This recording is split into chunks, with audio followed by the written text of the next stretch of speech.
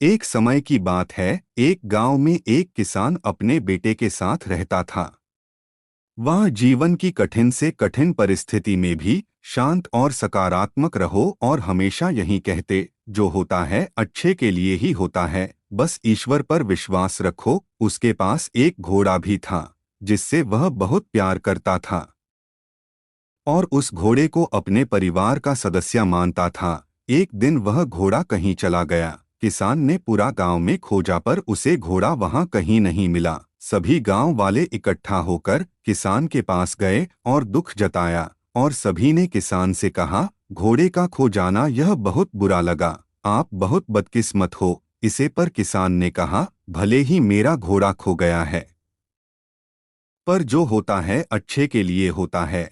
मुझे ईश्वर पर विश्वास है। गांव वालों को किसान की बात समझ में नहीं आई और सब अपने अपने घर चले गए। कुछ महीने गुजारने के बाद वह घोड़ा वापस आ गया और वह अपने साथ अपने जैसे काई एक घोड़े भी ले आया। सभी गांव वाले फिर इकट्ठा हुए और किसान से कहा, घोड़े का खो जाना अच्छा था, अब आपके पास बहुत सारे घोड़े हैं, आप कितने खुशकिस्मत हो। इस पर किसान ने कहा, भले ही अब मेरे पास बहुत सारे घोड़े हैं, लेकिन मुझे कोई खुशी नहीं है, पर जो होता है अच्छे के लिए होता है। मुझे ईश्वर पर विश्वास है। सब गांव वालों को किसान की बात समझ में नहीं आई और सब अपने अपने घर चले गए। किसान के बेटे ने घुड़सवारी सीखना शुरू किया, पर वह घोड़े से नीचे गिर गया और उसके टांग की हड्डी टूट गई। सभी गांव वाले फिर इकट्ठा हुए और किसान से कहा, शायद बहुत सारे घोड़े का मिलना अच्छा नहीं था, इसके कारण आपके एकलौते बेटे की टांग टूट गई। आप बहुत बदकिस्मत हो, जो हुआ बहुत बुरा हुआ। इसे पर किसान ने कहा, भले ही मेरे बेटे की टांग टूट गई है, पर जो होता है अच्छे के लिए होता है। मुझे ईश्वर पर विश्वास है। गांव वालों को किसान की बात समझ में नहीं आई और सब अपने अपने घर चले गया।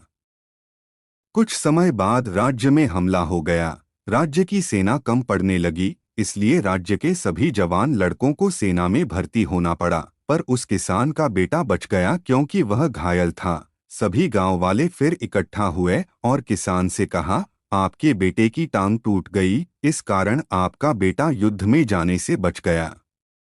आप कितने खुशकिस्मत हो, पर हम बहुत दुखी हैं, क्योंकि हमारे बच्चों को युद्ध में जाना पड़ा। अब हमें नहीं पता कि वह वापस आएंगे भी या नहीं। हमने आपको जीवन की कठिन से कठिन परिस्थिति में भी शांत और सकारात्मक देखा है। आप ऐसा कैसे कर लेते हैं? यह सुन उस किसान ने कहा, हमेशा खुश, शांत और सकारात्मक बने रहने के लिए दो चीजों का ज्ञान होना जरूरी है। पहला, लोगों की बातों पर ज्यादा ध्यान मत दो, क्योंकि लोगों की बातों को ध्यान देने का मतलब अपने खुशियों के रिमोट कंट्रोल दूसरे के हाथों में देना है। यदि लोग उसकी तारीफ करेंगे तो आप खुश भी हो जाएंगे, और बुराई करेंगे तो गुस्सा भी आएगा।